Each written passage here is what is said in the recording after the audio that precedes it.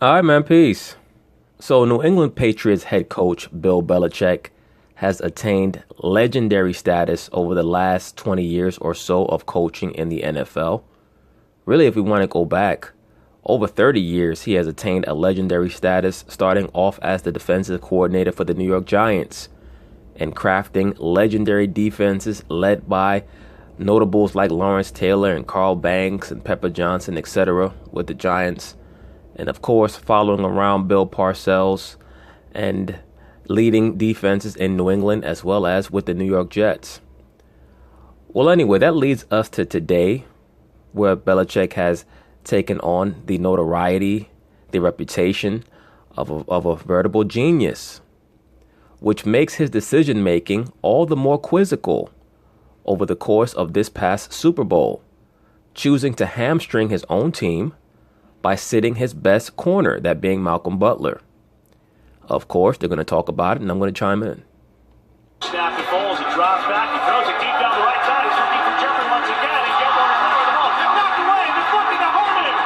Driving open tackle at the 10. Hageling left to the end zone. Touchdown! Holds back again. He's looking, he's pumping. He is going deep, and touchdown! That touchdown pass to Clement may have been the best thrown ball of the entire night. He throws it down the right side for Hook, and he's open, he leaps, he catches. Touchdown! Patriots! He steps up his head and pulls forward. Brady funny. Brady over there trying to get the tuck rule. You know, damn well he got stripped. He's still trying to follow through. And he fumbles the football, and the Eagles have it. He loads up, he throws deep downfield. Gronk is there at the goal. Hey, the Eagles' defensive line was very fortunate there. The referees could have been petty and thrown a flag for excessive physicality, roughing the passer. They were very fortunate. Who knows? You never know what's gonna happen at the end of these games. Once Brady lets the ball go, leave him alone. There's no time left on the clock. And kudos to the refs for not throwing a pass interference flag on this last pass to Gronkowski, or pass attempt, I should say. The goal line, ball is up in the air, batted around, and it's incomplete. And tonight, instead of the red and blue confetti rain, it's green and silver. So normally, all the coaching talk post-game centered around Bill Belichick's greatness and his next-level in-game halftime adjustments. But this time around, the praise is focused on Doug Peterson and his aggressiveness. Max, I'll start with you. Was Belichick outcoached? Yes, I do believe that he was outcoached. I'm going to answer before Kellerman has a chance to expound on whatever his sentiment is. I do believe that Belichick was outcoached, but not by Peterson. I believe that he was outcoached by himself. I think that he was a victim of his own rigidity.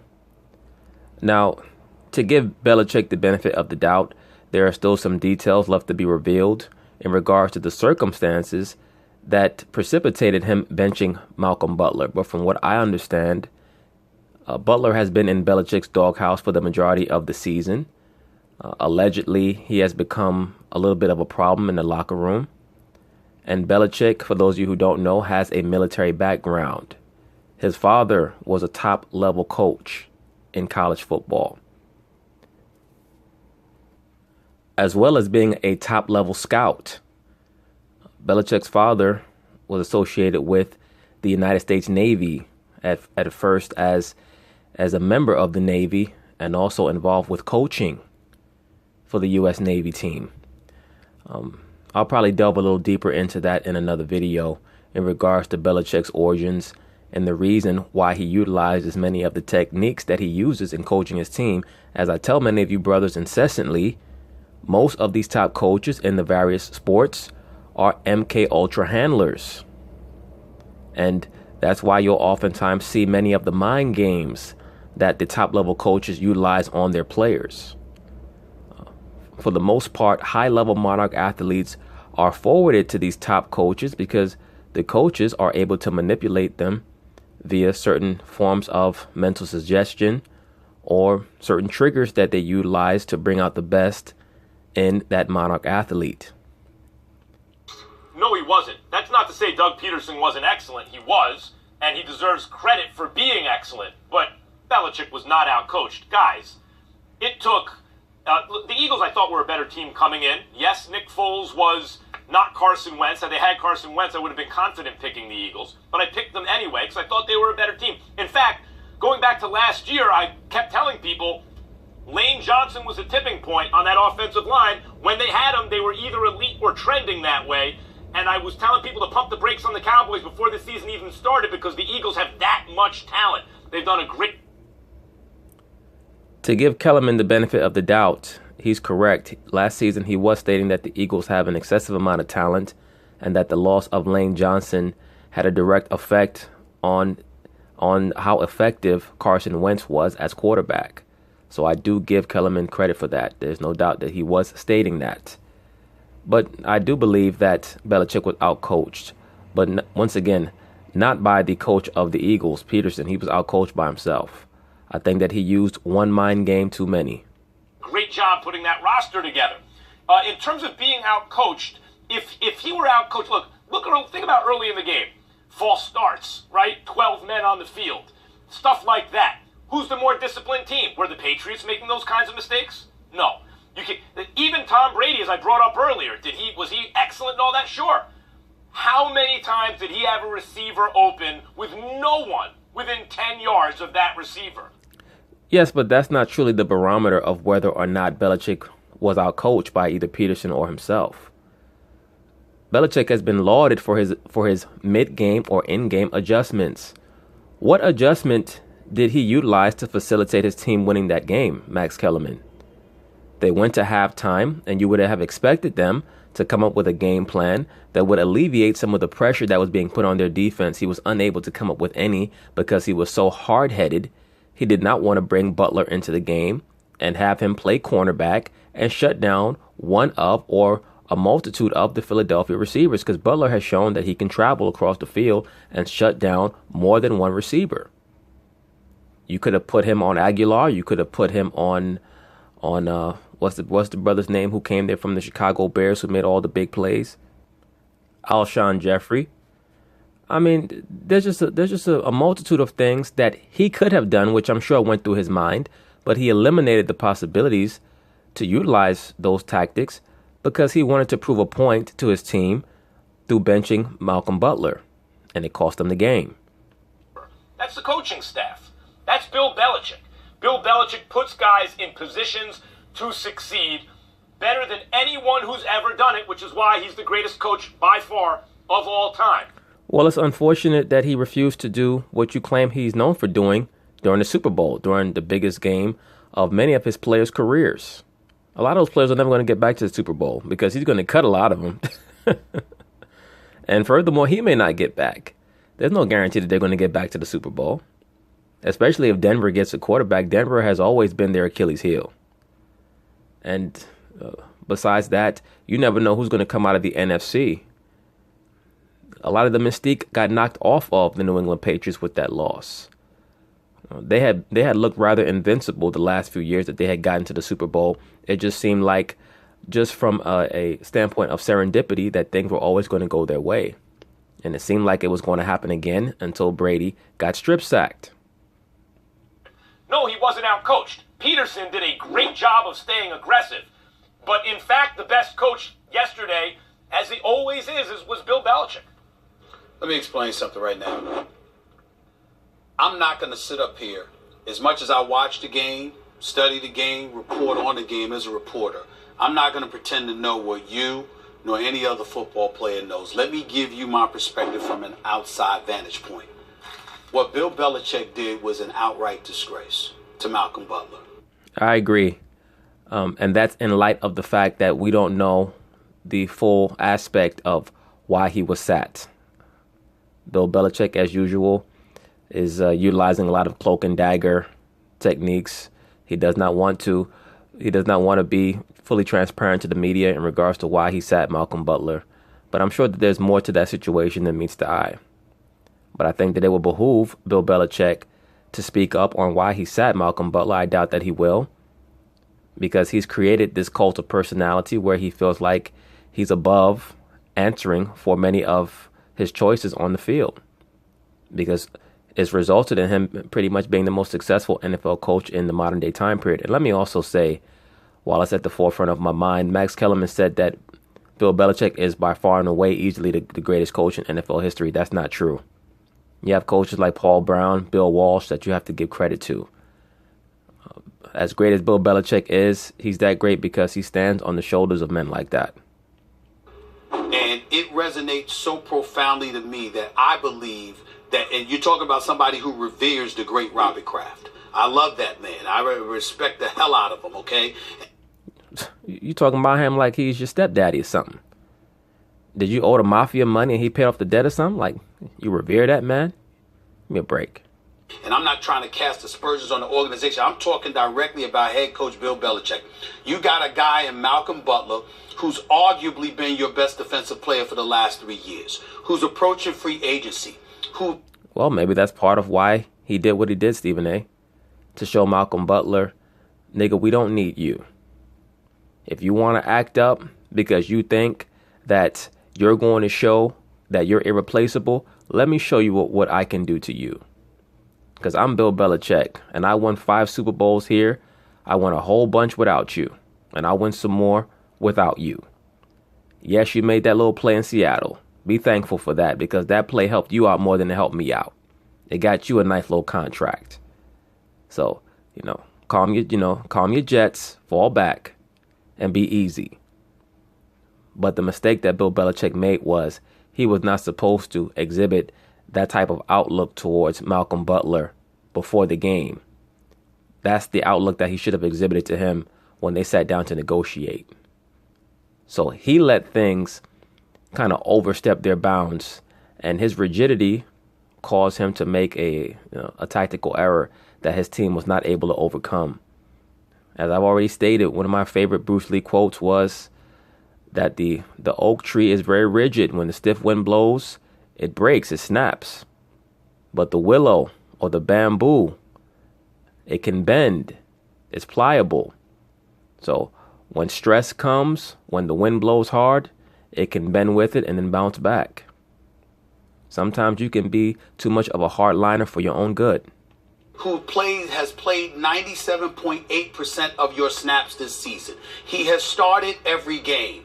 He doesn't find out until right before the national anthem that he's not going to play at all. Sounds like some form of trauma-based abuse to me. An attempt at mental abuse, and as you could see before the game, it certainly worked because Malcolm Butler was doing what? He was crying. He was broken down. As I tell you, brothers, many of these top-level coaches are MK handlers. They utilize many of the techniques that are taught to MK handlers by mind control programmers in order to bring forth certain alters, break down your subject, build them back up, if need be, initiate self-destruct.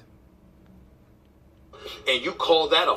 And let me say this, and I stated this in the aftermath of the Aaron Hernandez case. It was very clear to me that he was a Monarch athlete, and as I stated, I was interested in knowing if he may have suffered from any form of satanic ritual abuse as a child or any sexual abuse, molestation as a child.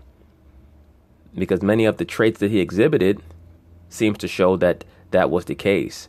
And it's just very interesting that he ends up with the New England Patriots. That's all I'm going to say about that. A football decision? You're damn right Bill Belichick got outcoached. And I don't mean literally in terms of, well, Doug Peterson outsmarted Bill Belichick. I'm not going that route, Max or Damian. What I am saying is, who does something like that? This is one of the most cruelest decisions that I've ever seen in my life. Well, MK handlers are known for being excessively cruel and sadistic. Read about Joseph Mengele. Malcolm Butler is sitting on the sidelines crying. There's no justification for this. There's a football decision. He's been given no explanation. Eric Rowe finds out he's going to start after the national anthem was played. Well, and that, to me, truly typifies the severity and the borderline ridiculous nature of this decision. Not only did you hamstring your team, you embarrassed Malcolm Butler, but you also put Eric Rowe in a very bad position, where now suddenly he has to fill in for a Malcolm Butler who has spent the last 2 weeks preparing for the receiver that he is supposed to cover. And now you put Eric Rowe in that position. He is not prepared to the level that Malcolm Butler has prepared. There's no way that he's done that because he's not getting the reps. So once again, it's very clear that Belichick purposefully hamstrung his team. For what purpose? Who knows? Was it just to make a point to Malcolm Butler? Or maybe it was to make a point to Robert Kraft. Okay? And what justification do you have? You got players, former players, Brandon Browner. Let me read this quote from Brandon Browner, former New England Patriots. Brandon Browner did shut the hell up. Brandon Browner with his juice head ass, he needs to shut the hell up and get off of Twitter. Lost the game for us tonight. Stupid decision. Makes no sense. You make the decision to give the best chance to win, but you don't play your best cornerback.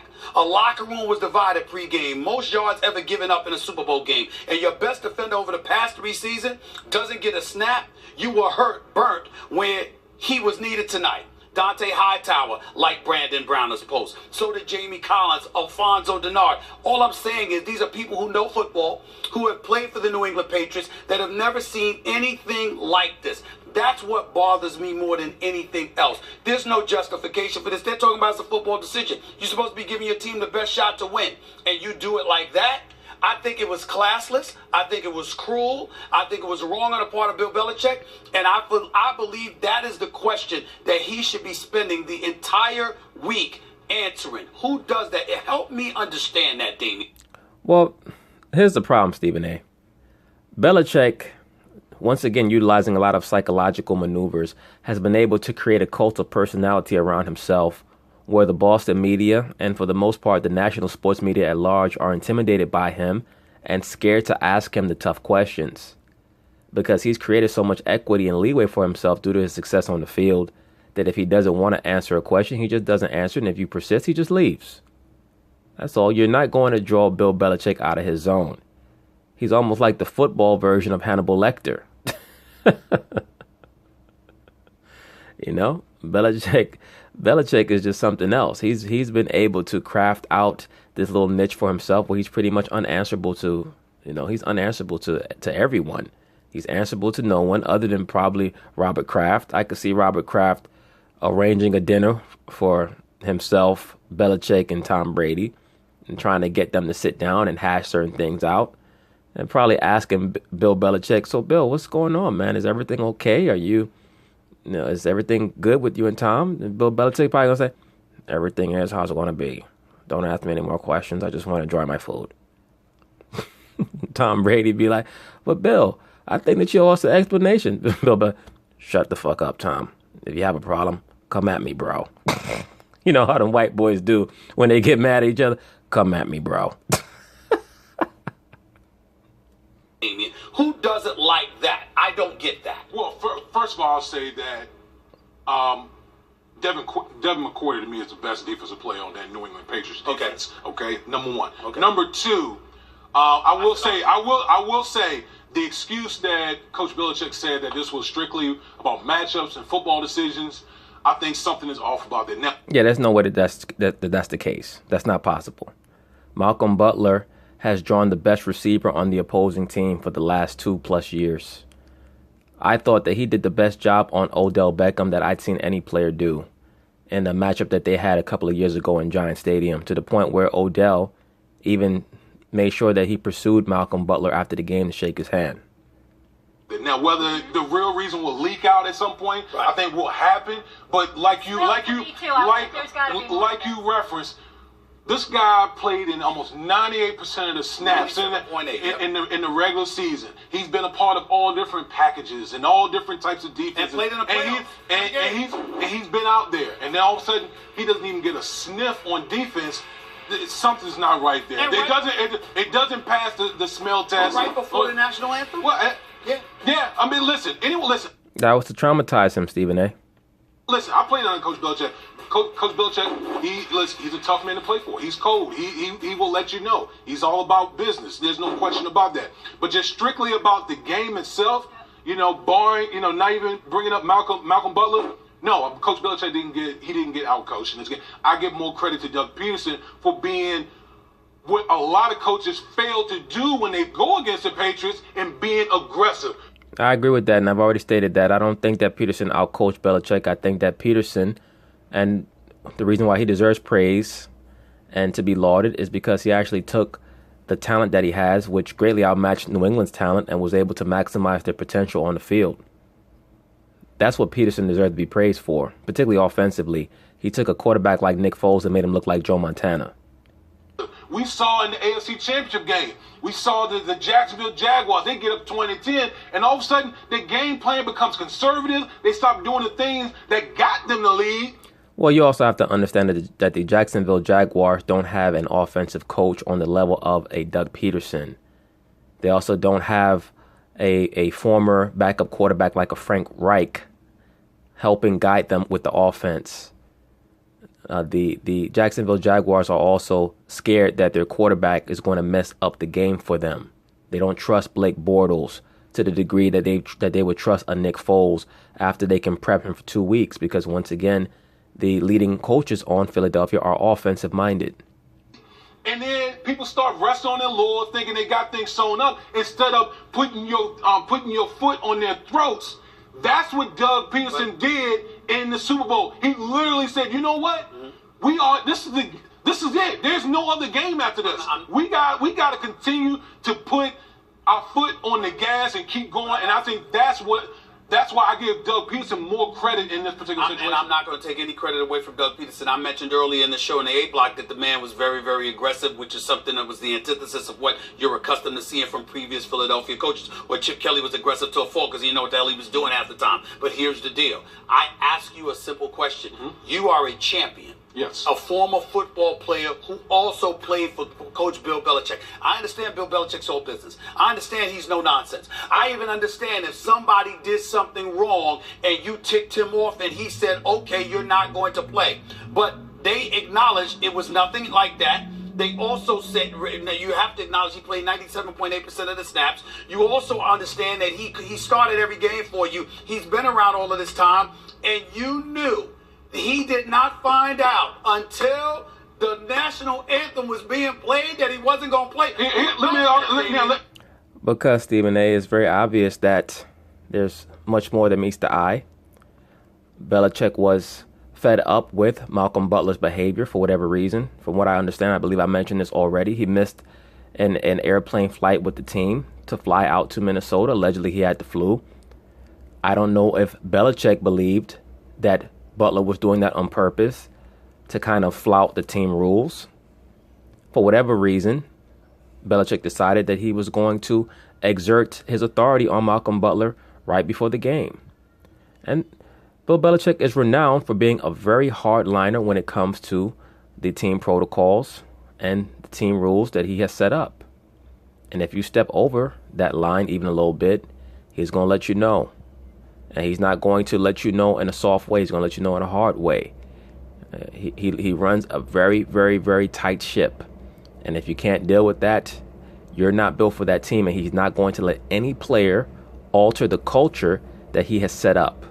Not only, when I say culture, I don't even mean just within the locker room. I'm also talking about outside the locker room when it comes to interviews with reporters. He does not allow his players to express themselves openly with reporters. Why is that? Because that feeds into altering the culture that he has set up. Once again, he has created a cult of personality centered around himself as the guru, as the mastermind, as the great diviner. Everything has to go through him. And if he feels that someone is possibly trying to topple that structure that he has set up, he is going to address it. And if need be, if he has to tear down the whole thing, he's going to do that. That's what frustrated him when the Garoppolo trade was forced upon him, because that's not something that he believes is the best thing logically for that team. He's a purely logical person. He does nothing by accident or by happenstance. Everything that he does is pre-planned, and he's already calibrated the possible reactions to everything that he's done or will do. So even though he waited until right before the game to tell Mr. Butler that he wasn't playing, believe me, he already knew that before the team left for Minnesota. He knew that he was not going to play Malcolm Butler and that he was not going to announce it to him until right before the game. He knew that already. I'm gonna give you my true feeling as a former player. Okay. As a former player, I want all my dogs out there. That's right. I want my dogs out, the guys who helped me get to this point. That's right. I want them out there because they're going to give me the best chance to best chance to win. These boys? Absolutely. Oh, there's no question. Max, There's no I question about get it. it. I just want to say one thing to Stephen A's question. Stephen A, I totally get it. Because then if you tell them ahead of time, then it becomes a distraction. And then you start talking about that. They're about ignore the noise. I get it's cold, hard business. But if you didn't think, if what they're saying is true, if you tell them ahead of time, then it becomes a discussion. Wait, before you respond, let's let Max get it. Well, why did you say that? You're going to go to Max. I'd like Go to, ahead. I mean, why did you wait till Max? Go ahead, Max. Go ahead, Max. I'd like to pick Damien's. Hey, let her know, Steve. Steve like he about to bitch slap her. He like, bitch, I don't care if you date Jalen Rose. I slap you and him. She's fucking on my show. Damien's brain about this, Stephen A., because I hear what you're saying, but Damien, it seems to me that Bill Belichick makes decisions based exclusively on what he believes gives the Patriots the best chance to win. Now, sometimes maybe you can tell me that fits into an overall philosophy of discipline or whatever else, but I do believe that he wouldn't sacrifice, he wouldn't in his own mind lower the odds that his team wins the Super Bowl in order to stand on principle unless he believed that that principle could apply in that game and help them to win that game.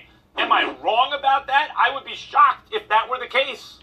I think that you're wrong about that from this perspective, Mr. Kellerman. I think that Bill Belichick believes that Eric Rowe was supposed to be as prepared as Malcolm Butler. And I'm pretty sure that is the tact that he is using after the game.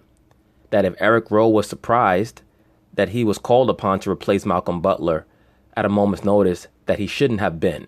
And if he was, then he's not built to be a Patriot. Now, as a regular person, someone who might not have that mindset that Bill Belichick has and who has created that culture that he's created, one might say, well, how could you put the onus on Eric Rowe like that? But Bill Belichick most likely believes that Eric Rowe should have been prepared because he most likely has preached to the team for the entire season that those of you who are backups, you should prepare like you're going to be a starter. Mentally, at the very least. So that is his mindset. Next man up. So I don't believe that he thought that they had any less of a chance to win playing Eric Rowe than they would have had he played Malcolm Butler. At least that's what he's telling himself. Now, we know realistically that in real life, it doesn't work that way. There are differences and disparities in one's ability to respond and react and perform, especially in pressurized situations. And Rowe just does not have it. That is why he's not starting. That's why Malcolm Butler is the starter. So that is my attempt to rationalize what Belichick did. Just understanding him from a psychological perspective to a certain degree. I'm sure that's how he's trying to rationalize it. It doesn't make it right. No, listen, Max. There's definitely truth in what you're saying. We've seen it before. There's been many times. If you look at the Patriots, it go game by game. You'll see guys that are active one week, inactive another week, depending on the team that you're playing, strategy, matchups, and so on and so forth. But my only point here is the fact that Malcolm Butler has basically played almost every snap for the New England Patriots defense all year. He's gone against all different types of receivers, small receivers, big receivers, quick receivers. He's gone against them all. He's been in all these different packages defensively. So why now? Why in the biggest game of the year that you don't even play one snap defensively? To me, that's a tough pill to swallow. Coach Belichick is the greatest head coach in North American sports history. But this one is a head scratcher to me. And that's why I said I can see something leaking later about that. But I'm sure that something's not only going to leak, something's going to have to leak, particularly for Malcolm Butler. He's going to have to let it be known why he was benched, because this can affect his contract. Remember, he is a free agent. So he's going to have to say something. Now, the real test is going to be is if Belichick is going to respond, if he's going to leak something through one of his media connects, because a person like Bill Belichick has certain trusted media members that he will filter out information through. But it's just hard for me to fathom that this man should not have played a single snap defensively for the Patriots. I want to say this to respond directly to what Molly threw out there a minute ago. This man did not find out until right before the national anthem was being played. Eric Rowe, according to the reports, didn't find out until after the national anthem had played. Malcolm Butler was out sick. he was on the injury report as an illness leading up to the Super Bowl. We get all of that. Okay, so you're not going to start. Eric Rowe's going to start. But to not find out right before the Super Bowl, and then the tip-off, rather, and then for Eric Rowe to sit up there and be inserted in there. You even have players who had a problem with that. Yeah, but I guarantee you, Bill Belichick don't give a shit who had a problem with it. His attitude towards Malcolm Butler is that if you don't take this team seriously enough to make the flight and use the excuse that you had the flu, this is allegedly what occurred. Allegedly. If you're not professional enough to do that, then I don't have to be professional enough with you to tell you that you're not starting until right after or right before the national anthem. Why give Philadelphia prep time to view Eric Rowe's tape? That is once again just me trying to rationalize Bill Belichick's thought process and his decision making in regards to why he did what he did. The only thing left for me is for them to reveal exactly the reason why he decided to sit Malcolm Butler. Because I have to think that it's a little bit more than him just missing a team flight due to having the flu. But you never know. Could just be that. Could just be that. Who knows? Because it disrupts. Well, you saying it's the art of war, but the point is, there is no doubt, based off of what Damien is saying and others, that could be a disruptive issue for the guys that got to go out there for you. It's disruptive either way. Is this decision? But I don't think. Yes, that's an MK handler technique, is to create chaos and see what type of order can ensue. You certainly want to see if you can fragment the mind of your subject so that you can build it up however you like. It's just very odd that he chose this situation to do that with a Malcolm Butler. I don't think it's disruptive to the point where it affected them from going out there and playing and trying to win a Super Bowl or anything like that. But it's just mind-boggling to me that this man couldn't find his way on the field defensively. I'm with you. There's more. Hopefully we get to the bottom of it. If I'm a player, I'm looking long and hard about playing for Bill Belichick that would do something like that to somebody for the Super Bowl that plays every down for you. You like playing in the Super Bowl? Did you see what Max said to Stephen A's comment? He said, "Do you like playing in the Super Bowl?" In other words, Max picked up on the same thing that I picked up on in regards to Stephen A. Talking about I would have to give Bill Belichick a long, hard look. You can look at Bill Belichick as long and as hard as you want. He's not going to give a shit about how you feel about his decisions. He is too high and too lofty at this point to worry about what a player believes about his decision making. He stated that point blank in the very good documentary that appeared on ESPN with him and Bill Parcells, in which he stated point blank that there was no emotionality involved when they were coaching together on the New York Giants, the New England Patriots, the New York Jets. That was never a factor. And Bill Parcells quickly agreed. They don't care about your personal feelings, Stephen A. Smith. And believe me, if you would have tried to approach Bill Belichick with that sentiment, he would look back at you and said, if you got a problem with it, we can fly your ass out as quickly as we flew your ass in. It's no issue. Just let us know. We'll pay half the plane ticket anywhere you want to go. But anyway, peace.